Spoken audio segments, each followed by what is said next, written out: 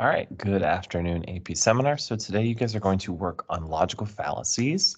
I'm just going to present what you're going to be exploring today. So I'm not going to do a PowerPoint presentation because you're going to actually explore them yourself. So first I will share my screen so you can see what you will see in Schoology. So this is the logical fallacy folder for today. You'll see all this here.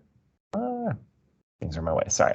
So the first thing is you're going to see, oh, sorry, I haven't posted it yet, but I will add it, is a link to all of the logical fallacies.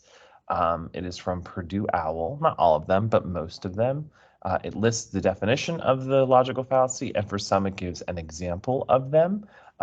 Just keep in mind that logical fallacies do have multiple names, each fallacy. So you may see a fallacy you've seen before, but called something different.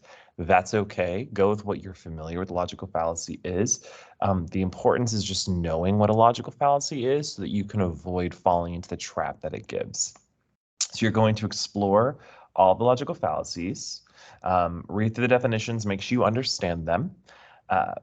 The purpose of this for the sake of AP Seminar is that when we're looking at credible evidence and we're looking at articles and things and we're explaining articles, we want to avoid logical fallacies. So we don't want to fall into their trap when we're reading an article, and we also don't want to trap people in their fallacy. So we want to make sure that we're creating evidence-based arguments and that we're using valid evidence-based arguments, and we're not creating logical fallacies for our audience.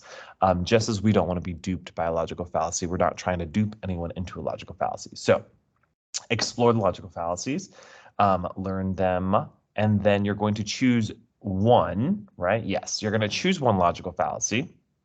And then what I want you to do with that logical fallacy is you're going to create a poster. So, and it can just be a sheet of paper. It doesn't have to be a giant poster. I called it a poster, but it's a small poster. In the poster, I want to put the logical fallacy somewhere, so the name of it somewhere, so we can see it. I want you to define what that logical fallacy is, so give its definition. Use an example of it, so in a sentence or something written, an example of that logical fallacy in written form, and then I want a visual representation of that logical fallacy, and that can be in the form of a comic. You'll often find there are a lot of comics for logical fallacies out there.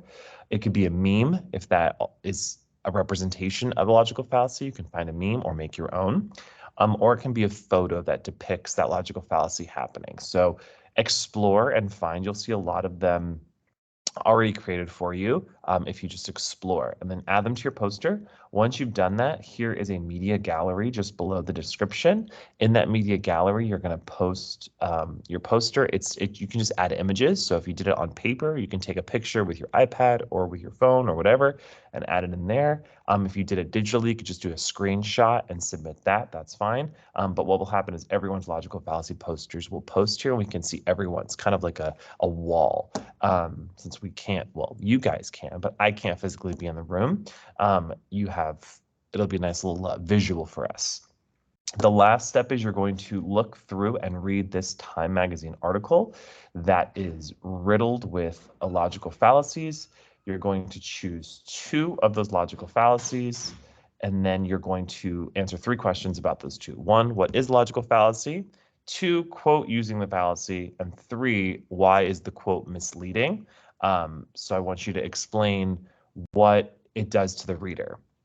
So that is your work for today. If you have any questions, there'll be a questions, comments, and concerns, and I will see you all during our live and then also tomorrow.